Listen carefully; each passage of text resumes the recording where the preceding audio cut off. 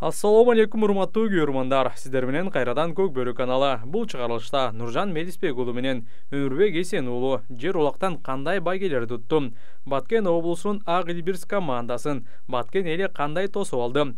Баткен федерациясына жаңы жетекчи ким болот? Кыргызстан курама командасынын жетекчилерине кимдер аргымак беришти? Ушул жана башка суроолорго алдыда жооп беребиз. Андыктан видеону аягына чейин көрүп, лайк коюуну унутпаңыздар. Таласта 21-22 октябрь күндөрү Талас облусунун ат чабыш федерациясынын президенти Атакеев Ислам чоң той өткөрүп 3 hafta уна байге койду. Бизге кызык болгон жер улактагы оюндардын жыйынтыктарына токтолсок. 4 камтоо боюнча Кыргызстандын лидеринен чексиздикти кошуп ал. 4 жумага болгону 500 сом. Максималдуу ылдамдыктагы чексиз интернет. Акысыз мессенджерлер менен социалдык тармактар. Wi-Fi'ды акысыз таратуу. Чексиз чалуулар. Жогорку сапаттагы 200дөн ашуун телеканал. Этно медиа онлайн кинотеатрын акысыз көрүү. Мой О тиркемесинен же Остор дүкөндөрүнүн акысыз есим. Баарына чексиз. Талпа кулактын жыйынтыгында көчмөндөр оюндарынын чемпиону Ынтымак командасынын чабуулчусу Нуржан Медисбек уулу алтын курду утуп алды. Ошондой эле ага кошумча $500 акчалай сыйлык берилди. Алтын кур ээси жана ошондой эле $500 жана атабыздын ысымы түшүрүлгөн жашнакай жабуудун ээси Медисбек уулу Нуржанга бир кол чабуулар болсун. Эми бул Нуржанды айтпасак да барыңыздар билесиздер. Кыргыздын бычак асап мыкты уулдарынын бири. Ушул эле жер улакта улуттук кураманын дагы бир оюнчусу Өмүрбек Эсен уулу автоунаа утуп алды.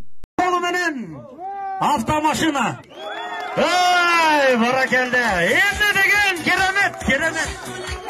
Сонун оюн. Ай, ма 200 бала жүрөт. Не бир мыктылар жүрөт, арасынан суурулуп чыгып.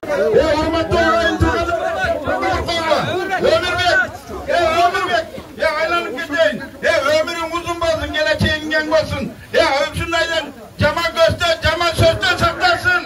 Bu da şuna girine birine her hareketler girip gitmesin. Kuzunda yenzin batası deyip, agarıp gögarıp kırgızdır erkek çiğit olduruyor. Hayda önce. Vallahi Amin deyle.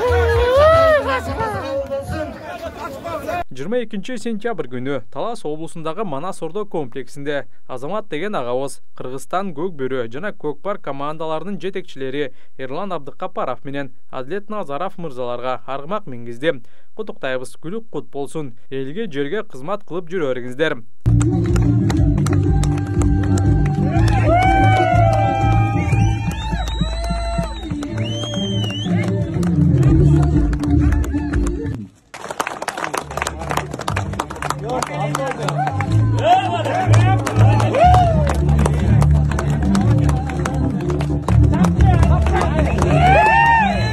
Баткен облусунан чыккан Ак Илбирс командасы Баткен облусундагы ыйгарым укуктуу өкүлүнүн чакыруусу менен Баткен жергесине барып, президенттин кубогундагы жеңишин белгилеп, сый көрүп кайтышты.